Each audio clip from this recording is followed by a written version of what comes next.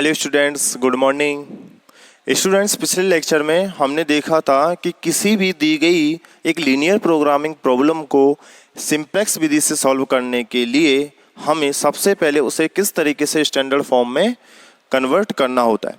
अब स्टूडेंट्स, इस standard form में कन्वर्ट करने के बाद जो भी सिंप्लेक्स मेथड से रिलेटेड प्रोसीजर है उसको हम एग्जाम्पल से समझेंगे और उसी के साथ जो भी उसका थ्योरेटिकल पार्ट होगा उसको भी हम क्लियर करते हुए चलेंगे, क्योंकि अगर मैं पहले थ्योरेटिकल पार्ट को आपको करवाता हूं तो उससे कहीं ना कहीं आपको वो सारी चीज़ें समझ में नहीं आएंगी। तो इसके लिए मैं एक एग्जाम्पल लेके चलूँगा और वहाँ से आप देखेंगे कि किस तरीके से हम एक फ्लो चार्ट हम देख चुके थे जहाँ पे हमने देखा था कि सबसे पहले स्टार्ट करते हैं, then standard form and then first simplex table and then ये देखते हैं कि अपने पास में जो भी ऑप्टिमलिटी टेस्ट जो होता है, अगर वो ऑप्टिमलिटी टेस्ट यस हुआ तो हमारे पास में रीडिंग आउट करके सॉल्यूशन को फाइनली स्टॉप कर देते हैं, और अगर वो ऑप्टिमलिटी कंडीशन नहीं आई तब हम क्या करते हैं, उसको अगेन वही प्रोसीजर रिपीट करते हैं for second table, third table and so on.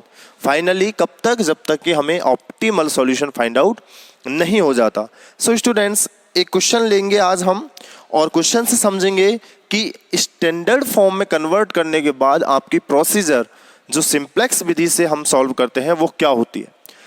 So question क्या है, क्वेश्चन देखिएगा, maximum of z is equal to, ध्यान से देखना students, maximum z is equal to 2x1 minus 3x2, 2x1 minus के 3x2 प्लस के 6x3। सब्जेक्ट टू कंस्टेंट्स दे रखे हैं 3x1 plus 4x2 minus 6x3, 3x1 plus के 4x2 minus के 6x3 is less than equals to 2 and 2x1 plus x2 plus 2x3, 2x1 plus k x2 plus k 2 of x3 is greater than equals to 11, x1 plus 3x2 minus 2x3, x1 plus k 3x2 minus k 2 of x3 is less than equals to 5 and non-negative restriction is greater than equals to 0। ये मेरे पास में एक given problem है। सो सबसे पहले simplex विधि से इसको solve करने के लिए हम क्या करते हैं, इसको स्टैंडर्ड फॉर्म में लिखते हैं। So now first of all we have to make, first of all we convert the गिवन, we convert the given LPP into standard form।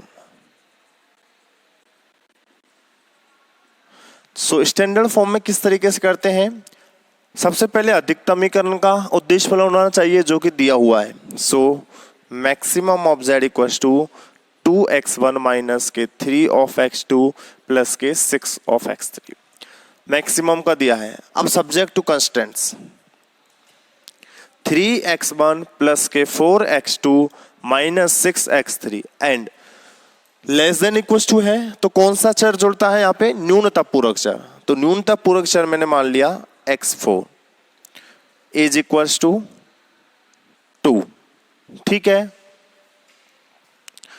2x1 plus x2 plus 2x3, अब यहाँ पे ग्रेटर देन इक्वल्स टू है, यानी कि अधिक है इधर वाली वैल्यू, तो मैं कौन सा चर जोड़ता हूं, आधिक के पूरक। सो आधिक के पूरक चर को क्या करते हैं, हम घटाते हैं।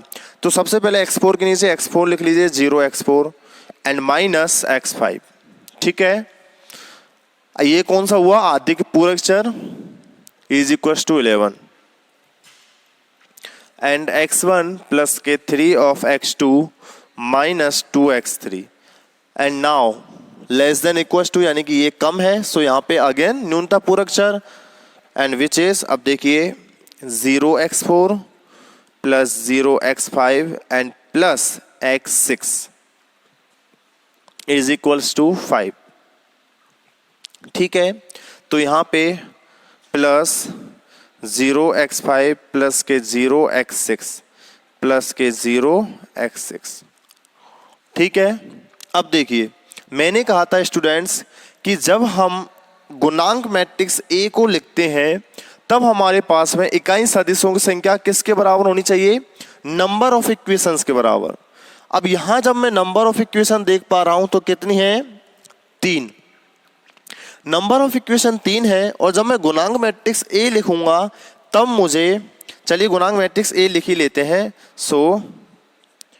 या फिर पहले non negative restriction x1 x2 x3 x4 x5 x6 greater than equal to 0। तो जब मैं गुणांक मैट्रिक्स लिखता हूं, अतः गुणांक matrix A is equal to, तो क्या मिलती है? 3 2 1 4 1 3 -6 2 -2 1 0 0 0 -1 0 एंड 0 0 1। ये गुणांक मैट्रिक्स है। तो देखिए नंबर ऑफ इक्वेशन 3 है जबकि इकाई सदिश कितने हैं इसमें? एक तो ये रहा 1 0 0 और एक ये रहा 2 0 1 0। ये नहीं है, इसका मतलब यहाँ पे एक गुणांक सदिश, एक इकाई सदिश की और जरूरत है। तो उसके लिए हम क्या करते हैं स्टूडेंट्स? एक आर्टिफिशियल वेरिएबल और जोड़ देते हैं। अब वो आर्टिफिशियल वेरिएबल कहाँ जुड़ेगा? जहां हमारे पास में प्रॉब्लम क्रिएट कर रहा है गुणांक सदिश के लिए, इकाई सदिश के लिए। -1 कहाँ आ रहा है? इस सेकंड रेस्ट्रिक्शन में, इस सेकंड प्रतिबंध में। तो यहां पे मैं इस -x5 के लिए मैं एक और चर जोड़ देता हूं x7। और ये चर कौन सा होता है? ये चर होता है कृत्रिम चर। Plus 0 of x7 and plus 0 of x7। जैसे ही मैंने ये लिखा तो मुझे 0 1 0। तो देखिए एक इकाई सदिश, दो इकाई सदिश और तीसरा इकाई सदिश। इस तरीके से जो सबसे पहली बात हमारे पास में आती थी सिंप्लेक्स के लिए कि जितने नंबर ऑफ इक्वेशन होती हैं उतनी ही इकाई सदिश होनी चाहिए, जो कि हमने एक आर्टिफिशियल वेरिएबल x7 जोड़ के बना लिया। और यहां पे मेंशन कर दीजिए जहां x4 x6 न्यूनता पूरक चर है, न्यूनता पूरक चर तथा x5 आधिक्य पूरक एवं x7 कृत्रिम चर है। अब देखिए स्टूडेंट्स, जब मैंने x4 को न्यूनता पूरक चर बताया तो उद्देश्य फलन में 0x4, आधिक्य पूरक चर x5 है 0x5 0x6, वट x7 क्या है? एक कृत्रिम चर है जिसकी वैल्यू क्या रखते हैं उद्देश्य फलन में? -k of m x7। ठीक है, जहां m बहुत ही लार्ज नंबर होता है। तो इस तरीके से अब ये स्टैंडर्ड फॉर्म हमारे पास में आ जाती है इस दी गई प्रॉब्लम की। अब हम क्या करते हैं? First simplex table. So first table किस तरीके से लिखते हैं ये ध्यान से देखिएगा। टेबल को बनाने के लिए स्टूडेंट्स सबसे पहले लिखते हैं C ऑफ J। CJ के नीचे ही हम लिखते हैं B। ठीक है, और फिर यहां पे हम लिखते हैं x1 x2 x3 x4 x5 x6, जितने चर अपने पास में मौजूद हैं x7। ठीक है, सिंप्लेक्स टेबल को ध्यान से देखिएगा। CJ फिर B, इधर हम लिखते हैं XB और इधर लिखते हैं C ऑफ B। अब क्योंकि नंबर ऑफ इक्वेशन कितनी है? 3, तो उतनी ही बड़ी हम क्या बना लेते हैं? ये एक टेबल तैयार कर लेते हैं। ये CJ और फिर फाइनली हम यहां पे लिखते हैं मिनिमम रेशियो। Minimum ratio. अब स्टूडेंट्स देखिए, सिंपलेक्स टेबल फर्स्ट जब हम बनाते हैं तो इस टेबल में क्या क्या चीज़ें हम किस तरीके से लिखते हैं। सबसे पहले लिखते हैं सीजे। सीजे जो होती है, सीजे वाली रो में, इस रो में यानी कि इन कॉलम में हम क्या लिखते हैं, जो मेरे पास में उद्देश्य फलन है उस उद्देश्य फलन की कॉस्ट को यहां पे लिखा जाता है with respect to these variable x1 x2 and so on x7। कैसे, दोबारा सुनिएगा। सीजे में हम क्या लिखते हैं, इस उद्देश्य फलन से रिलेट जितनी भी कॉस्ट है वेरिएबल्स की उनको, जैसे कि x1 के लिए कॉस्ट कितनी है 2, x2 के लिए -3, x3 के लिए 6, x4 के लिए 0, x5 के लिए 0, x6 के लिए 0 एंड x7 के लिए -m। तो सीजे के लिए हम, सीजे में हम इन कॉस्ट को लिखते हैं। चलिए, बी क्या होती है, बी अपने पास में होती है आवश्यकता सदिश। तो इसके नीचे मैं इन आवश्यकता सदिश को लिख देता हूं, यानी कि 2, 11 और 5, 2, 11 और 5। ठीक है, ये आ गया मेरे पास में बी।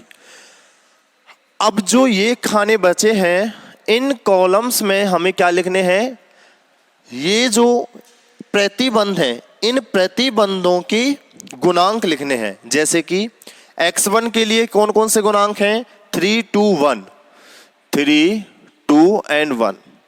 x2 के लिए 4, 1, 3, 4, 1, 3। x3 के लिए -6, 2, -2, -6, 2 एंड -2। x4 के लिए 1, 0, 0, 1, 0, 0, 0, -1, 0, 0, 0, 1 एंड 0, 1, 0। ठीक है। अब स्टूडेंट्स, ये जब काम आप कंप्लीट कर लेते हैं तब अब हम देखते हैं कि इकाई सदिश कौन कौन से हैं। इकाई सदिश है 1, 0, 0, एक है 0, 0, 1 और 0, 1, 0। ये 3 इकाई सदिश है। तो इस XB में उन x को लिखा जाता है जो इकाई सदिश बनाते हैं। जैसे कि एक इकाई सदिश ये है, तो इस 1 के सामने मैं लिखूंगा इस x4 को। अब एक इकाई सदिश क्या है, ये रहा, तो इस 1 के लिए मैं क्या लिखूंगा इधर, यहां पे x6 क्यों, क्योंकि इस 1 के लिए कौन सा वेरिएबल है, x6। और फिर मेरे पास में 0, 1, 0, तो इस 1 के लिए मेरे पास में कौन सा वेरिएबल है, x7। ये हो गया। XB में कौन से वेरिएबल सेलेक्ट किए हमने, जो कि इकाई सदिश बना रहे हैं। अब ऐसे नहीं कि x4, x6 और x7 लिख दिया, नहीं, आपको ये देखना है कि 1 कहाँ है। इसके लिए 1 यहां है तो इसके सीधे में x4 लिख दिया। इस x6 के लिए 1 यहां है तो x6 को मैं यहां लिखता हूं, और इस x7 के लिए 1 यहां है तो x7 को मैं यहां पे लिख देता। अब आती है बात CB की। CB क्या बताती है, कॉस्ट को बताती है। तो x4 की कॉस्ट क्या है, 0। x7 की कॉस्ट क्या है, -m, और x6 की कॉस्ट 0। तो इस तरीके से स्टूडेंट्स हमारी फर्स्ट सिंपलेक्स टेबल कंप्लीट होती है। अब इस फर्स्ट सिंपलेक्स टेबल में हम कुछ कैलकुलेशन करते हैं। कैलकुलेशन किस तरीके से करना है, अब हमें, ये तो मेरे पास में जो इंफॉर्मेशन थी वो यहां से लिख दी मैंने। अब सिंपलेक्स टेबल में कैलकुलेशन करना है, और कैलकुलेशन के लिए स्टूडेंट्स हमें निकालना होता है ZJ माइनस CJ, और ZJ माइनस CJ की वैल्यू होती है CB XJ माइनस CJ।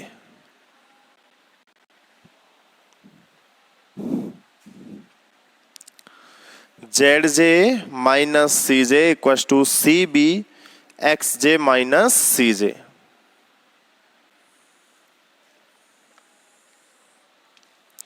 मतलब देखिए, ZJ minus CJ find out करते हैं, जिसकी वैल्यू क्या है, CB into XJ। C B क्या है, ये रहे, into X J, X J मतलब ये x1 के ये कॉफिशिएंट, ठीक है, माइनस सी जे, माइनस सी जे मतलब सी जे ये रहे, ठीक है। सो स्टूडेंट्स चलिए ये वैल्यू निकालते हैं।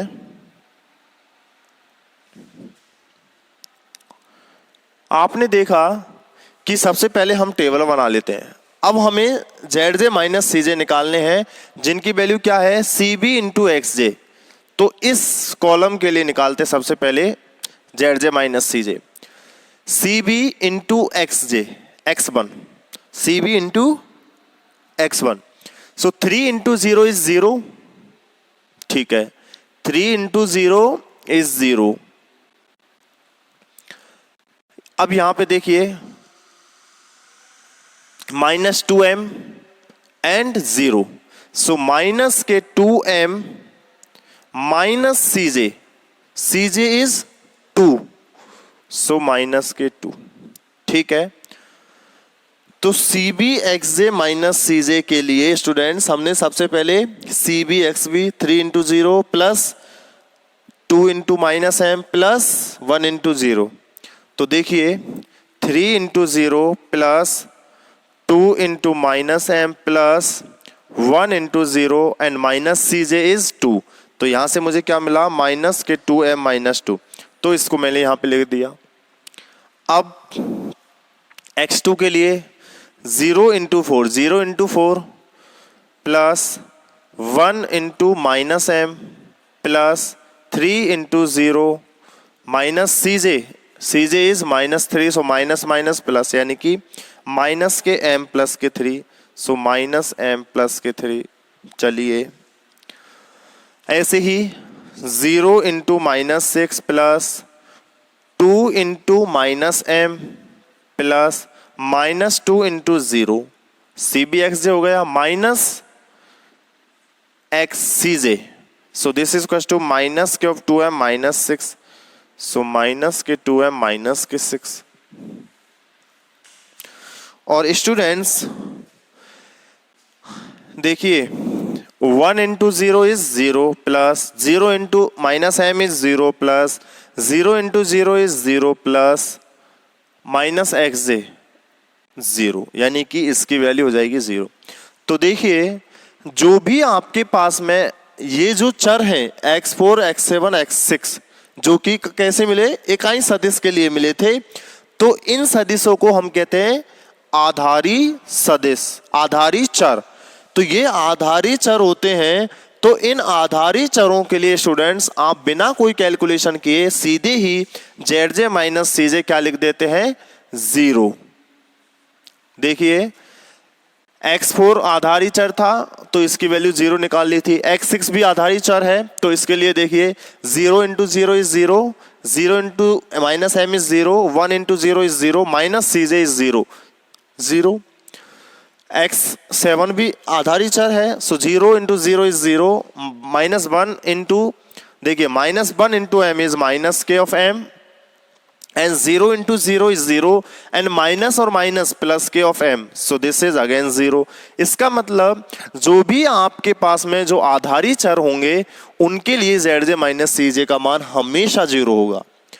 अब हम निकालते हैं x5 के लिए, सो 0 into 0 is 0, minus 1 into minus m is m, 0 into 0 is 0 and minus 0 is 0, so this is capital of m, ठीक है। सो स्टूडेंट्स ये इस तरीके से निकलती है जेड जे माइनस सी जे, जेड जे माइनस सी जे निकल के आ गया। अब हमारा काम क्या होता है, इस जेड जे माइनस सी जे में सबसे मिनिमम वैल्यू कौन सी है, सबसे न्यूनतम वैल्यू कौन सी है। देखिए ये है माइनस के 2m माइनस 2, ये है माइनस के m प्लस के 3, ये है माइनस के 2m माइनस 6 और ये है m। हमने कहा था कि m बहुत ही बड़ी नंबर होती है तो ये तो सबसे छोटी होने वाली नहीं है, ठीक है, ये कैंसिल। अब इसमें से बात कीजिए minus M plus 3, minus M plus 3। अब देखिए m जब सबसे बड़ी है तो माइनस एम सबसे छोटी हो जाएगी, और जब माइनस m सबसे छोटी हो जाएगी तो माइनस के ऑफ 2m इससे भी छोटी हो जाएगी, तो इसका मतलब ये भी सबसे छोटी नहीं है। तो सबसे छोटी कौन सी होनी चाहिए? इन दोनों में से कोई एक। अब जब माइनस 2m सबसे छोटी है तो इस माइनस के 2m में से अगर मैं -2 कर दूं तो ये जो होगी वो तो इससे बड़ी होगी -2m -6 से, क्योंकि माइनस की वैल्यू -2 ये है, -6 ये है, तो इन दोनों में से सबसे छोटी वैल्यू कौन सी हुई? माइनस के 2m -6। तो सबसे पहले हम सबसे मिनिमम वैल्यू को सेलेक्ट करते हैं जो कि हमें क्या मिलती है? माइनस के 2m -6, और इस तरीके से एरो साइन लगा देते हैं। इसका मतलब ये है स्टूडेंट्स कि अब जो है ये सदिश यानी कि ये जो चर है वो चर कहलाता है प्रवेशी चर। ये चर होता है प्रवेशी चर। कौन सा चर प्रवेशी चर होता है? जिसके लिए zj - cj सबसे छोटा होगा। जिसके लिए zj - cj सबसे छोटा होगा वो कहलाता है प्रवेशी चर। अब हमारे पास में बात हो जाती है कि अगर इस चर को मैं प्रवेश कराता हूं कहां पे? यहां कहीं, तो फिर निकलेगा कौन सा? तो उस चर को पहचानने के लिए देखिए, ये चर अगर प्रवेशी चर हुआ तो जो चर निकलेगा उसको पहचानने के लिए हम पढ़ते हैं मिनिमम रेशियो, जो हम निकालते हैं यहाँ पे। और मिनिमम रेशियो निकालने के लिए जिस चर को आपने प्रवेश कराया है उस चर के रेस्पेक्ट में जितने भी गुणांक हैं, अब ये गुणांक जो हैं सबसे पहली बात पॉजिटिव होने चाहिए। अगर जो गुणांक पॉजिटिव नहीं है उस गुणांक के लिए मिनिमम रेशियो नहीं निकालते हैं। तो देखिए, जो चर प्रवेशी चर है उसके चर के रेस्पेक्ट में जो भी गुणांक हैं उन गुणांकों में से सबसे पहले ये देखिए कि क्या कोई गुणांक नेगेटिव तो नहीं है। अगर जो गुणांक नेगेटिव है उसके लिए मिनिमम रेशियो फाइंड आउट नहीं किया जाता, और जो गुणांक पॉजिटिव है उसके लिए मिनिमम रेशियो होता है। यानी कि अब यहां से 2/11 हम यहां से निकालते हैं x3/this, तो यहां से मुझे मिनिमम रेशियो मिल जाएगा इसके लिए, यानी कि ये वैल्यू मुझे मिल जाती है मिनिमम रेशियो की। इसका मतलब ये हुआ कि अगर मुझे यहां पे मिनिमम रेशियो मिलने वाला है तो इस रो में और इस कॉलम में ये जो एलिमेंट होता है वो एलिमेंट कहलाता है की एलिमेंट। इस एलिमेंट को मैं कहता हूं की एलिमेंट। सो देखिए, ये जो एलिमेंट है वो एलिमेंट कहलाता है की एलिमेंट। और जैसे ही मुझे की एलिमेंट मिला, अब स्टूडेंट्स इस की एलिमेंट के रेस्पेक्ट में जहां कहीं भी आपको इकाई सदिश का 1 दिख रहा है, अब इसके लिए इस 2 के रेस्पेक्ट में कहां आपको इकाई सदिश का 1 दिख रहा है? देखिए, इस रो में 1 के लिए आपको 1 दिख रहा है, यानी कि x7 के लिए 1 दिख रहा है। तो अब मैं क्या करता हूं, इस मिनिमम रेशियो और प्रवेशी चर के लिए ही मैं एक कौन सा वेरिएबल देखता हूं जो अब मेरे पास में डिपार्ट होगा, यानी कि जो वेरिएबल निकलता है। तो इस x7 को मैं डिपार्ट कर देता हूं, यानी कि जो x7 यहां पे मुझे दिख रहा है अब वो अगली टेबल में इस x7 की जगह पर क्या दिखेगा? x3।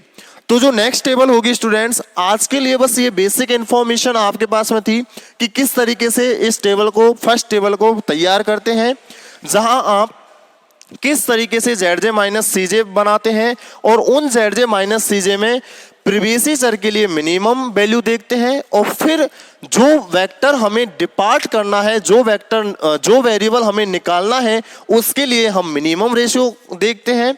मिनिमम रेशियो में हम इस चर पर बात करते हैं जिसमें हम पॉजिटिव वैल्यू के लिए मिनिमम रेशियो निकालते हैं, और उस पॉजिटिव वैल्यू के लिए हम की एलिमेंट एक वेरिएबल देते हैं की एलिमेंट, और उस की एलिमेंट के रेस्पेक्ट में हम इकाई सदिश के 1 को देखते हैं।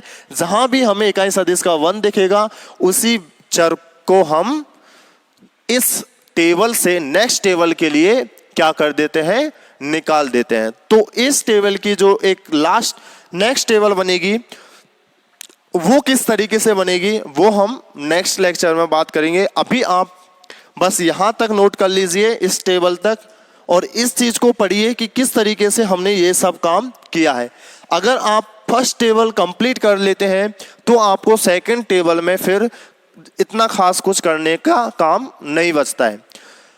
सबसे मोस्ट इंपॉर्टेंट काम था फर्स्ट टेबल को कंप्लीट करके उतना सब कुछ कर लेना कि अब मैं सेकंड टेबल किस तरीके से प्रिपेयर करनी।